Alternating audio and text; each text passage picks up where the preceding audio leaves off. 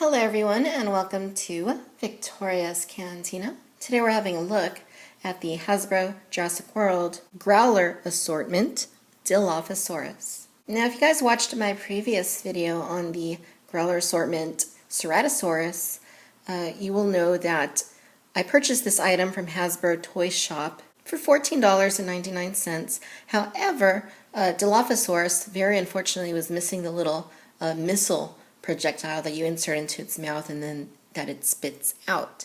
I did email Hasbro customer service, have not heard back quite yet, but I did find a workaround, at least temporarily, that'll enable me to get through this review and demonstrate how that feature works.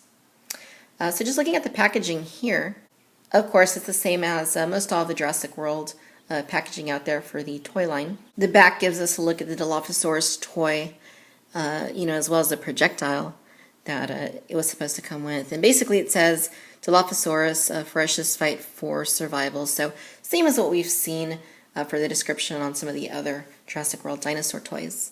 And of course, as this is an electronic dinosaur, it does say that it comes with 2 alkaline batteries, which are already installed. So let me go and get Dilophosaurus out of the packaging and we'll take a closer look at this dinosaur in the flesh. Alright you guys, and here is Dilophosaurus out of the packaging. Now my first impression here is that it looks pretty good. It doesn't look spectacular, it is very toy-like, but I suppose it's more or less on par with what we've seen with most of the other Jurassic World toys thus far. The sculpt of the figure isn't too bad. I don't think it's quite as detailed as what we saw with Velociraptor Blue, or even Ceratosaurus for that matter. But it's not horrendous. There is some detail in there that was sculpted into the figure. The coloring on the figure is also pretty minimalistic and somewhat questionable. I'm not quite sure why they took the approach that they did with this figure. Essentially, the main color that they used here is like a very light minty green. And then, of course, on the head and on the back, you see some green, some brown. The neck frill has some tan on it as well. Of course, we get the screw holes on this figure like we have with most of the other ones. And there's also the little speaker openings right there on its side, as we saw with Ceratosaurus. And the figure is in a fairly neutral pose. It kind of just seems like it's standing still, kind of moving its tail around. And of course, it's got the neck frill, which is, kind of open. So perhaps it's about to strike. Give you a close-up here of the head. As you can see, it doesn't look terrible. Once again, it is very toy-like. It certainly looks like it was manufactured, in mass production to be sold in the toy aisle. And that's apparent not only by the sculpt, but also by the color choices for the paint. I don't really have a problem with the colors that they used here. I just don't think that the pattern itself is all that great. I mean, it's just kind of splattered randomly. I mean, on the head, the paint on the head's not too bad. It's on the crest, which, makes sense. The frill, it looks okay, pretty symmetrical there. But on the back, it's just kind of like they just decided to put some, like from his, on his back and the beginning of the tail and, with the brown and stuff. So it doesn't really have a whole lot of rhyme or reason to it. But I mean, again, it's not terrible. It just doesn't, it's just very toy-like. Like what we saw with Ceratosaurus, the teeth are all kind of, they run together, they're painted together, and they are sculpted individually. It's just that, with the way they painted them, they just kind of look like they all run together. You can see that on the top as well, so not too impressive there. The eye looks pretty good on the figure. Inside the mouth, there's not really much detail there. You can kind of see that he has a tongue, but there's no lines or anything in there. Of course, there's a little hole where you put the projectile, and you can kind of see the spring in there that seats it in place. Now, the neck frill is really unusual. The engineering on it isn't quite up to what I would have liked to have seen. As you can see, they basically just put a pin straight through there that holds the frill in place onto the neck, and it just kind of moves freely. There's not anything to like snap it in place or nothing to like kind of bind it back. It just kind of moves like that, which I think is pretty disappointing. One thing they did with the Jurassic Park electronic Dilophosaurus, I remember because I used to own it. It had a neck frill that you would just like pull all the way off or just put on, which I don't know why they didn't do that here. I think that would have been ideal, but apparently it wasn't meant to be. The aesthetic of it too isn't all that great. I mean, just seeing that on the side of the face, it just doesn't look all that great. Now the rest of the body, the neck, pretty nice and skinny and long. The body, doesn't look terribly bad. There's some detail on the legs, just not as much as what we saw with the previous Ceratosaurus or the Velociraptor Blue. It's a little bit more minimalistic. There's some definition in the tail. You can see a little bit of the curvature here and the musculature that's, at least alluded to being underneath there. The skin on the tail is pretty good too. There's nice detail there. Like with Ceratosaurus, you get the good little CE information there on the tail. And underneath you can see where they installed the battery, just in there.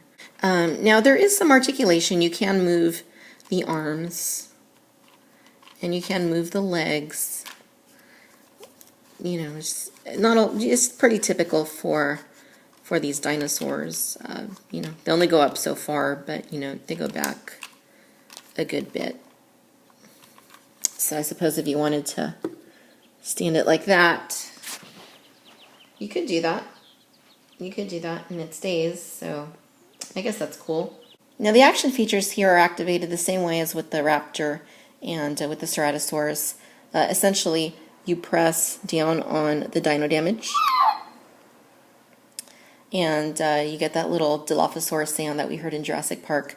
The dino damage itself is pretty gruesome, and it's just kind of weird. He still has little bits of skin like there, like holding, I guess, the ribs in place and the muscle.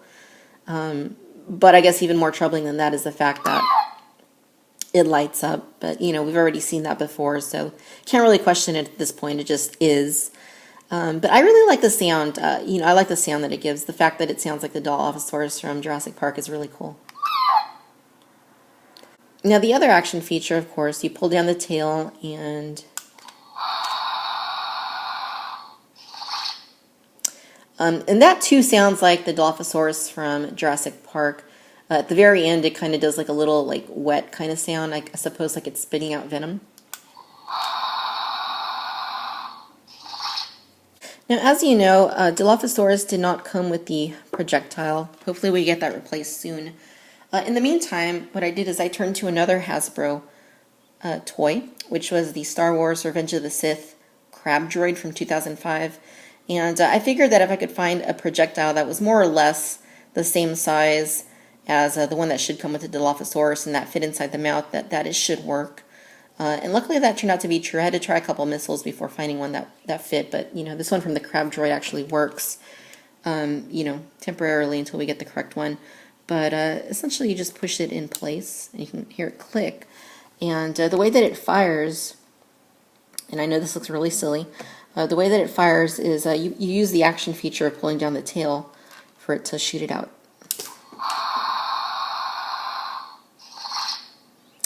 So I assume that when we have the proper projectile that it'll launch it a little bit farther. But that's essentially demonstrates how this thing works. If you want to see that again. So, it's pretty cool that they incorporated a little something extra. I'm sure kids are going to enjoy that. But, it wasn't really needed. But, it does add a little bit of extra play value to make this a little bit better of a toy. So, in that regard, it is pretty cool.